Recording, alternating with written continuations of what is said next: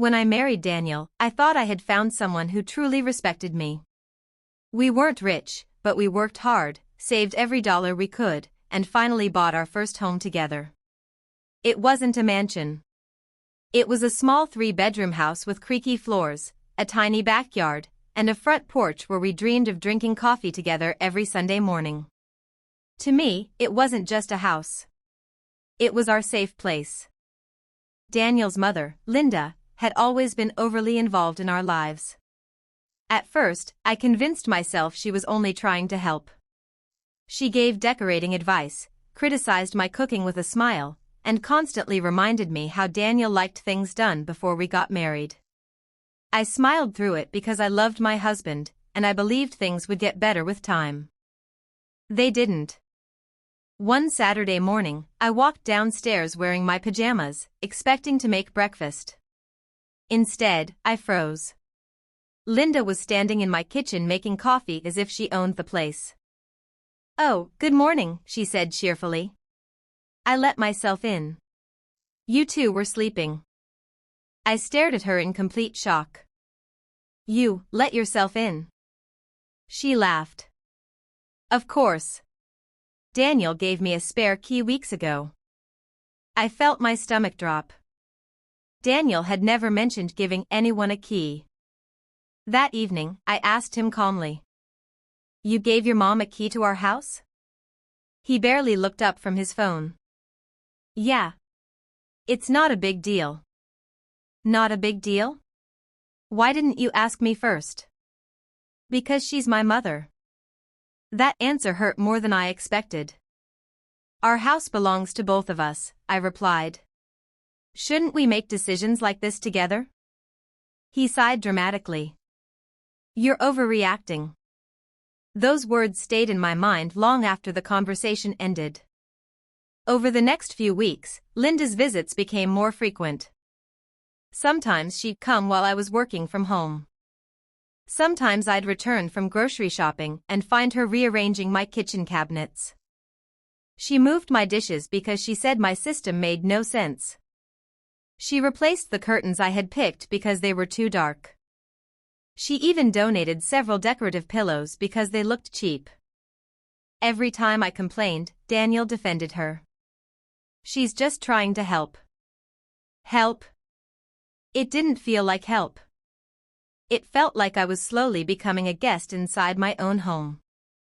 One afternoon, I came home early from work because I wasn't feeling well. I walked into my bedroom and nearly screamed. Linda was opening my dresser drawers. She quickly smiled. "I was looking for extra blankets."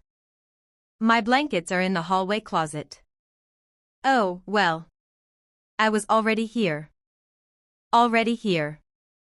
Like it was completely normal. That night, I finally lost my patience. "I don't care if she's your mother," I told Daniel. "She has no right to go through my personal things." He rolled his eyes.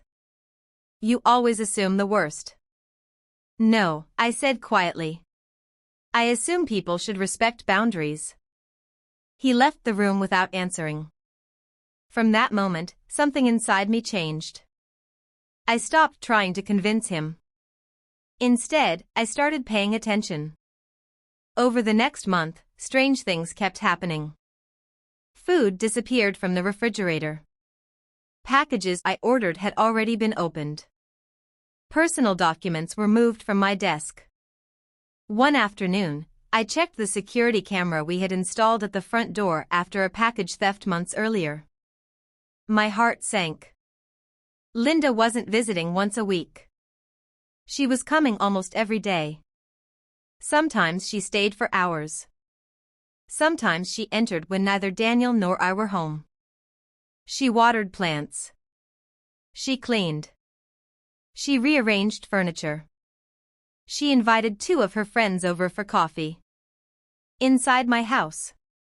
Without asking. I couldn't believe what I was watching.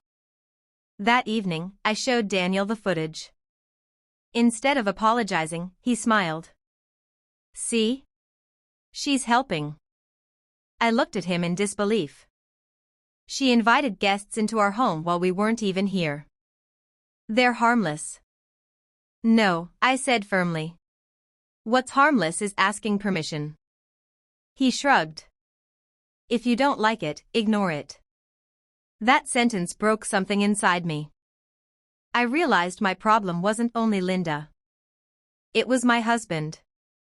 The next morning, I called a locksmith. Since both our names were on the house, I spoke with a lawyer first to understand what I legally could and couldn't do.